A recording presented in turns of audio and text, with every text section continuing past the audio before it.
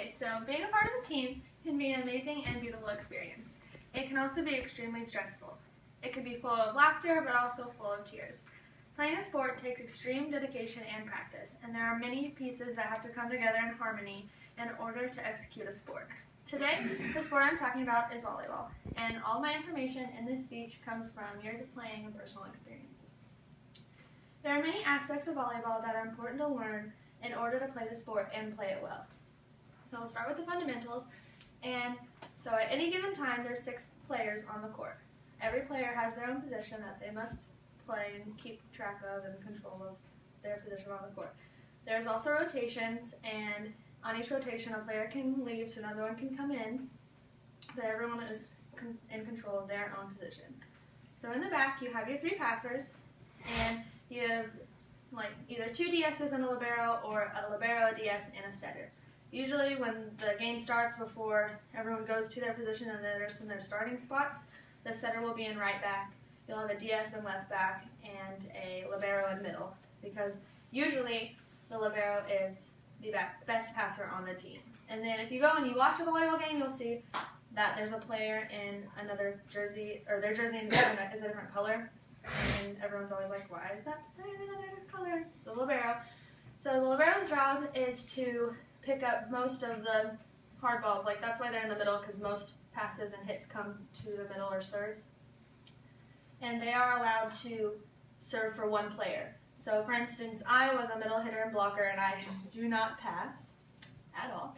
So when it was my turn to rotate into the back row, I would sub out, and then the libero would serve for me. So the libero would be me, technically. And then that's the 1 player they can serve and pass for. And then once they rotated through to the front row, that player would come back in. And each rotation, so the ball's served, and then there's 3 touches on the ball. And if you have more than 3, the ball's dead. The other team gets a point, but you can have less than 3, that's fine. It's just it's ideal to have a pass, a set, and then a hit.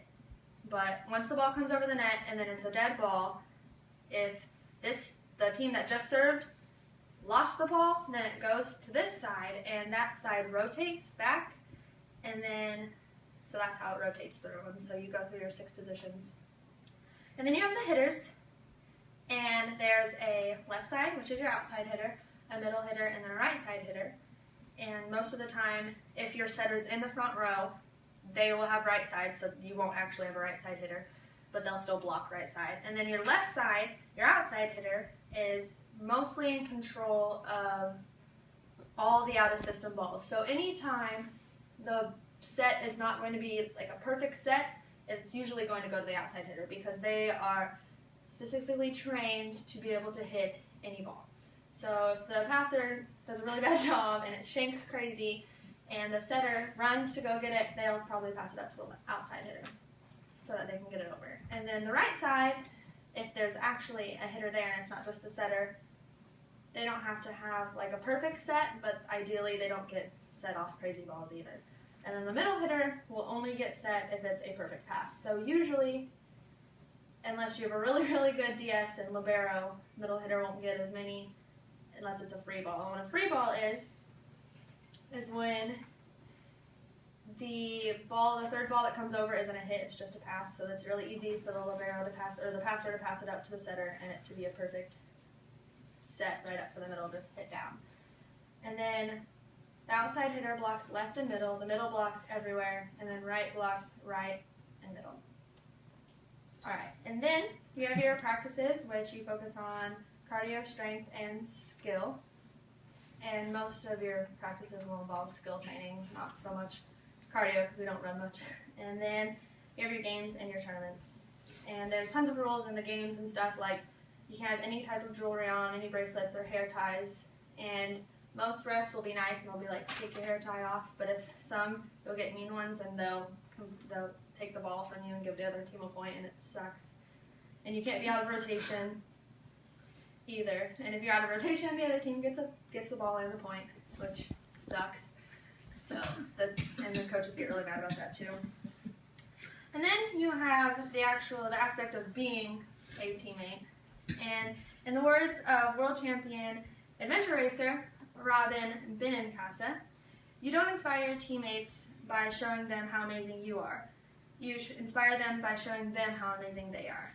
And although the definition defines a teammate as a person who is on the same team as someone else, anyone who has ever played a sport knows that that is not true at all, and that is so much more than that.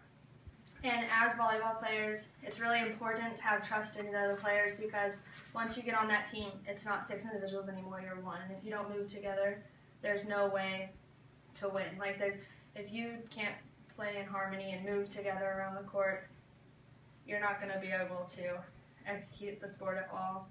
So you have to be able to trust that the people around you are going to do their jobs, and everyone around you has to trust that you're going to do your job. So I'm going to trust my right side to be where they are, so when I come over to block, it's the perfect timing. And then my passers are going to trust that we're going to get at least a touch on the ball so that they're not completely slammed. And then my setter's going to trust the passers that they're going to get it to her, because she has to take that second ball. And then the passers are going to trust the setter to set it to them and make a good set so that we have a good hit. And if everyone does their job and trusts everyone else to do their job, it should work out perfectly. So volleyball is a difficult sport, and it takes a lot of practice and dedication. And there are many parts, pieces, and rules that you must understand to be able to play. There is also an immense amount of character you must have in order to be a teammate. So if you are ever wanting to play a sport, or more specifically volleyball, remember everything that goes into it, and make sure that you are ready to be a dedicated player and a trustworthy teammate. And then my presentation aids are over here because I'm not prepared.